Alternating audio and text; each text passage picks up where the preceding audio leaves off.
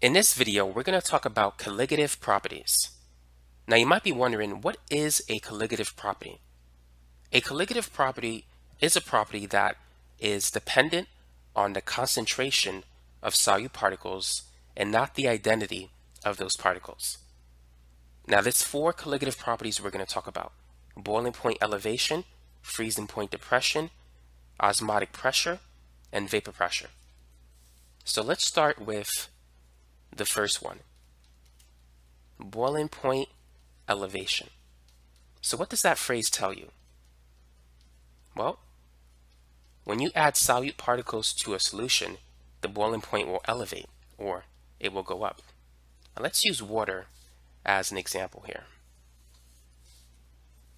Pure water has a boiling point of 100 degrees Celsius at sea level, that is at an atmospheric pressure of 1 atm.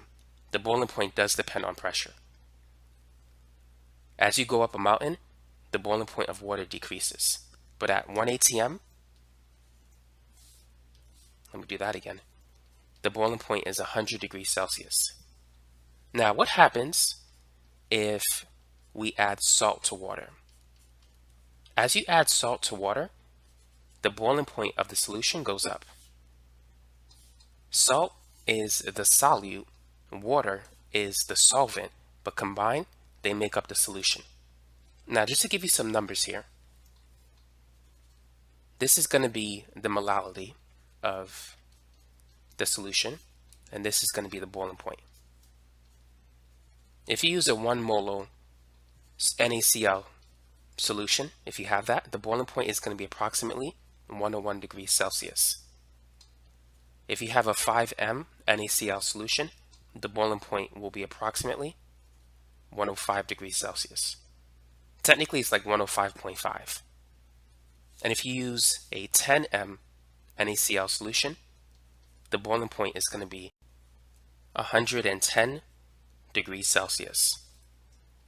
To calculate the boiling point, you could use this formula. The change in temperature is equal to Kb times M times I. Kb is the boiling point elevation constant, M is the molality, I is the Van Hoff factor. By the way, I think I said 105.5 for a 5M solution. It should be like 105.1. The Kb for water is 0.51. And if the molality is 5 and the Van Hoff factor is 2, the reason why the Van Hoff factor is 2 is because when sodium chloride dissolves in water, it creates two solute particles, Na plus and Cl minus. So when you multiply these three numbers out, you're going to get 5.1. That's the change in temperature. So the original boiling point was 100. Thus the boiling point is going to increase by 5.1. So it's going to be 105.1. So thus you can see why boiling point elevation is a colligative property. It depends on the concentration of the solute particles. As the concentration of the solute particles go up, the boiling point of the solution goes up. And also it depends on the Van Hoff factor as well. The more ions that are dissolved in a solution, the boiling point will go up as well. Now the next type of colligative property that you need to be familiar with is something known as freezing point depression. So think about what this expression tells you. The word depression means something low, something that's down. So as you add salt to water, the freezing point, it goes down, it decreases. The formula for the freezing point depression, it's equal to negative Kf times the molality times the Van Hoff factor. The negative sign is to help you to see that the freezing point goes down. If you don't use the negative sign, then Kf is going to have a negative value. So if you have a positive sign, Kf will be negative. In the case of water, it's going to be negative 1.86 degrees Celsius per molality. By the way, molality is equal to the moles of the solute particles divided by the kilograms of solvent. So that's how you calculate the molality of the solution, for those of you who might be wondering. So as more salt is added to water, the freezing point, let's put FP for freezing point, it goes down.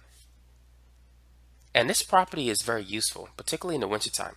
Perhaps, if, let's say for those of you who live up north, you probably noticed that during the wintertime, salt is added to the roads in order to prevent freezing.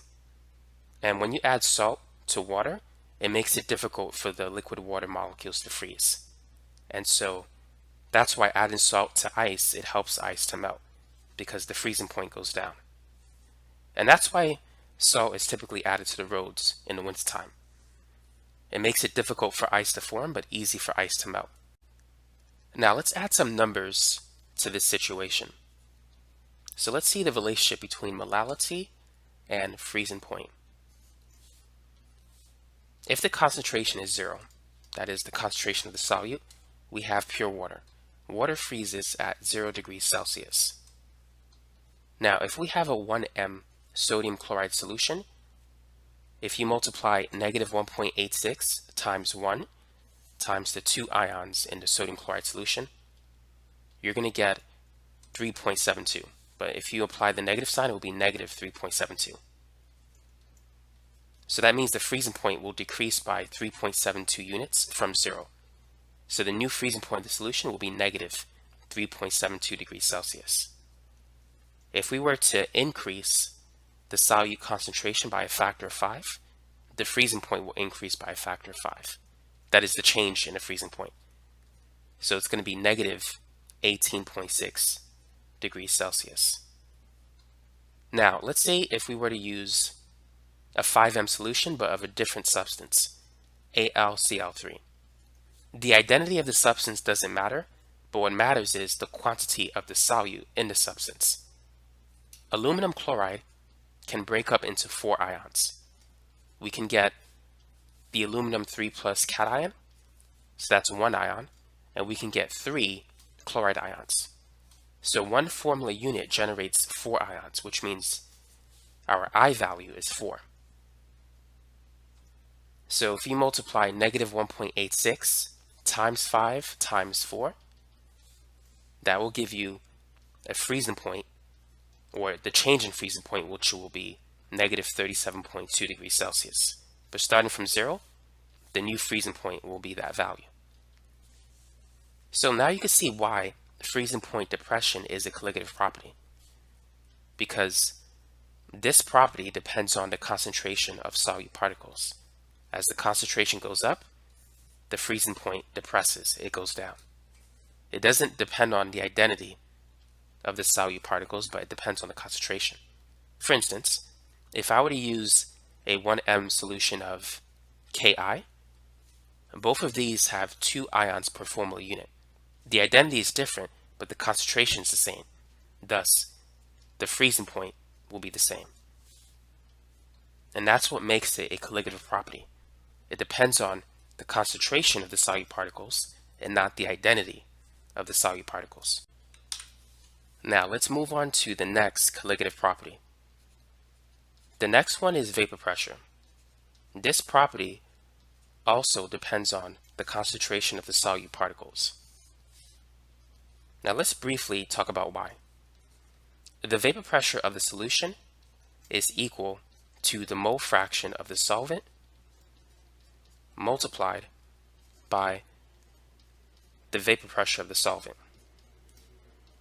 Now the mole fraction of the solvent, let's say if we're using a saltwater solution, water is going to be the solvent. So this is going to be the moles of H2O divided by the total moles of the solution, which will be the moles of the salt that we have, let's use sodium chloride, plus the moles of water. So looking at this equation, we could see that the vapor pressure of the solution depends on the moles of solute particles. So if we were to increase the moles of the solute particles, what's going to happen to the vapor pressure? Will it go up or will it go down? Well, as we increase the moles of solute particles, we are increasing the value of the denominator of the fraction. A fraction has a numerator and it has a denominator. whenever you increase the value of the denominator of a fraction, the value of the whole fraction goes down. There's an inverse relationship between the two. So as we increase the moles of solute particles in the solution, the mole fraction of the solvent, that is this entire fraction, goes down in value. As the mole fraction of the solvent goes down in value, the vapor pressure of the solution goes down in value. And so we see an inverse relationship between solute concentration and the vapor pressure of the solution. As the moles of the solute goes up, the vapor pressure of the solution goes down, making it a colligative property. Now let's consider the fourth one. The fourth colligative property we're going to talk about today is known as osmotic pressure. Here's the formula for osmotic pressure. Its pi is equal to mRT times the Van Hoff factor I. Capital M is the molarity, R is the gas constant 0.08206, and it's liters times ATM divided by moles times Kelvin. So because R has the units Kelvin, the temperature has to be in Kelvin. Keep in mind the Kelvin temperature is the Celsius temperature plus 273.15. The molarity is different than molality. Keep in mind molarity is the moles of solute divided by the liters of solution. And let's contrast that with molality. Molality is equal to the moles of solute divided by the kilograms of solvent. So both of these quantities are different forms of concentration, but the result is the same. As we increase the concentration of the solute particles, the osmotic pressure is affected. In this case, there is a direct relationship between the two. The osmotic pressure goes up. So let's review the four colligative properties. Number one, boiling point elevation. As you increase the concentration of the solute particles, boiling point goes up. Number four, osmotic pressure. As you increase the molarity, osmotic pressure goes up. So for those two, there's like a direct relationship. Now for number 2 and 3, freezing point depression and vapor pressure, there's like an inverse relationship. If you increase the solute concentration, the freezing point goes down. And if you increase the solute concentration, the vapor pressure goes down. So let's just write that so you can see a summary. So as we increase the concentration of the solute or the salt, the boiling point goes up and the osmotic pressure goes up. The vapor pressure goes down, and what was the other one? Freezing point. The freezing point goes down as well. So that's the relationship between the solute concentration and the four colligative properties. Now let's work on a few problems associated with boiling point elevation and freezing point depression. So in this example problem, we have 20 grams of sodium hydroxide dissolved in 200 grams of water. Our goal is to calculate the boiling point of the solution. And we're given the boiling point elevation constant, Kb. It's 0.51. So what can we do here? This is the formula that we need. The change in the boiling point is going to be equal to Kb times the molality of the solution times the Van Hoff factor. The delta T is the difference between the boiling point of the solution and the boiling point of pure water.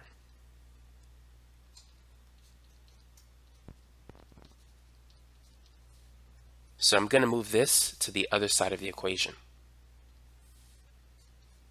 So the boiling point of the solution is going to be the boiling point of pure water plus Kb times m times I. So we know the value of Kb. And for the Van Hoff factor, Sodium hydroxide consists of two ions, the Na plus ion and the hydroxide ion. So when sodium hydroxide is dissolved, that one formula unit becomes two ions.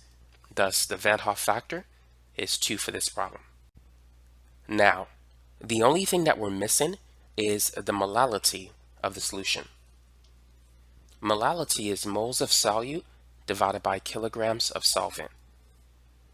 So we're given the grams of the solute, 20 grams of sodium hydroxide. What we need to do is convert it to moles. To do that, we need the molar mass of NaOH. So we need the periodic table. The atomic weight of sodium is 22.99. Let me get my periodic table just to make sure I have it correct. And yes, that's it, 22.99. For oxygen is 16, and for hydrogen it's 1.008.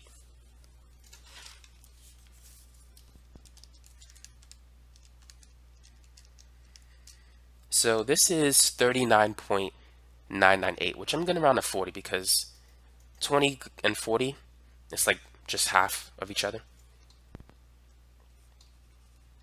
So 1 mole of sodium hydroxide has a mass of approximately 40 grams of sodium hydroxide. So the unit grams cancel, and now we have moles of solute. And we need to divide this by the kilograms of the solvent. The solute is NaOH, the solvent is water. So we need to convert 200 grams to kilograms. 1 kilogram is 1,000 grams. So anytime you need to convert from grams to kilograms, simply divide by 1,000. 200 divided by 1,000 is 0.2. So we're going to divide the moles of solute by 0.2 kilograms of solvent. So this here is going to give us the molality of the solution. Now let's get rid of that, and let's plug in the numbers. So 20 divided by 40, that's 0.5. 0.5 divided by 0.2 is 2.5. So that is the molality of the solution. Now let's plug in everything into this formula. So we have the boiling point of water, or at least we know what it is. The boiling point of pure water at atmospheric pressure of, let's say at sea level, at an atmospheric pressure of 1 atm, that is 100 degrees Celsius. Now Kb is 0.51 with the units Celsius per molality times a 2.5 molar solution times a Van Hoff factor of 2. So 0.51 times 2.5 times 2, that's 2.55. And then once we add that to 100, we're going to get the boiling point of the solution, which is 102.55 degrees Celsius. So that's how you can calculate the boiling point of a solution when you dissolve a solute in water. Now let's move on to the next problem. Number 2, determine the freezing point of a solution if 400 grams of aluminum chloride was dissolved in 1600 grams of water. And we're given the Kf for water, it's 1.86.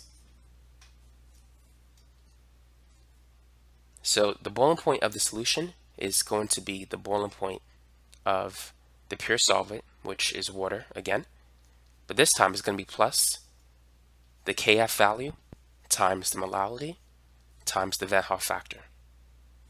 Now we're dealing with aluminum chloride.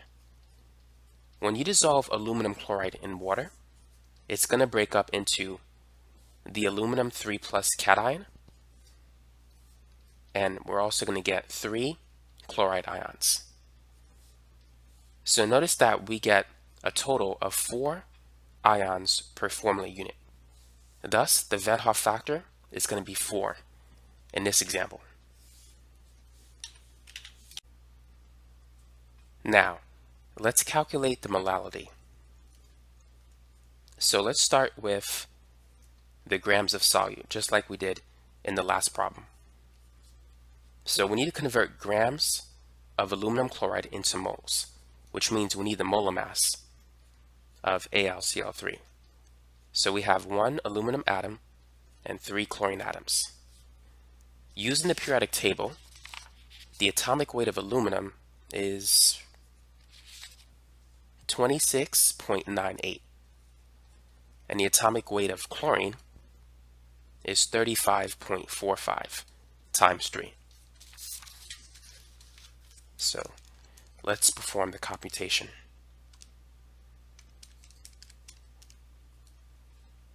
So this gives us a molar mass of 133.33 grams per mole.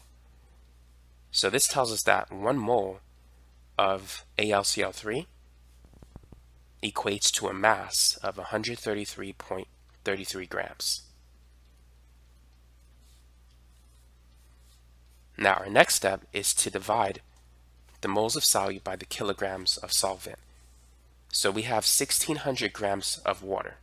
If we divide 1600 by 1000, it's going to give us 1.6 kilograms of solvent. So remember, the molality is equal to the moles of solute divided by the kilograms of the solvent. So this is going to be 400 divided by 133.33, which is essentially 3, and 3 divided by 1.6 gives us this answer, 1.875 m. So that's the molality of the solution. Now let's plug in everything to get the final answer. So the boiling point, the freezing point of the solution is going to be the freezing point of water, which is 0 degrees Celsius, plus Kf. Now, whenever you add a solute to water, the freezing point goes down. The topic is freezing point depression. But when you add a solute to water, the boiling point goes up. Thus, the expression boiling point elevation. So in this problem, the Kf for water is going to be negative because it depresses or decreases the freezing point. So this is going to be negative 1.86 times a molality of 1.875 times the Van Hoff factor of 4.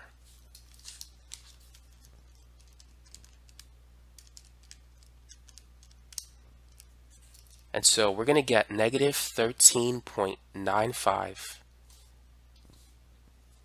degrees Celsius. So that is the freezing point of the solution. Now let's move on to the last problem in this video. Which of the following solutions has the highest boiling point? Is it A, B, C, or D? Well, let's write the equation. We know that the change in temperature is going to be equal to Kb times m times I. Now, Kb is going to be constant for all of the solutions. We're assuming that the solvent is the same, most likely water. So the only part that's different is the Mi product, because for each of the 4 solutions, the 4 answers, the molality is different and the Van Hoff factor is different. So we got to find out which of these has the highest Mi product value. So let's consider answer choice A. The molality is 0.35, and aluminum bromide has 4 ions, 1 aluminum ion and 3 bromide ions. So if we multiply 0.35 by 4, that's going to be 1.4. Now let's move on to answer choice B. The molality is 0.75, but glucose doesn't ionize into ions. Glucose it's just a solute particle that doesn't ionize, so it has a Van Hoff factor of 1.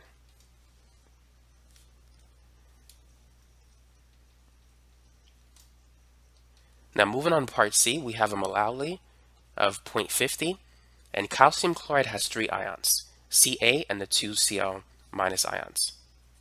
So 0.5 times 3 is 1.5. Finally, answer choice D, the molality is 0.8. Sodium chloride breaks up into 2 ions, so 0.8 times 2 is 1.6. So therefore, answer choice D is the answer, because we have the highest Mi value for that solution.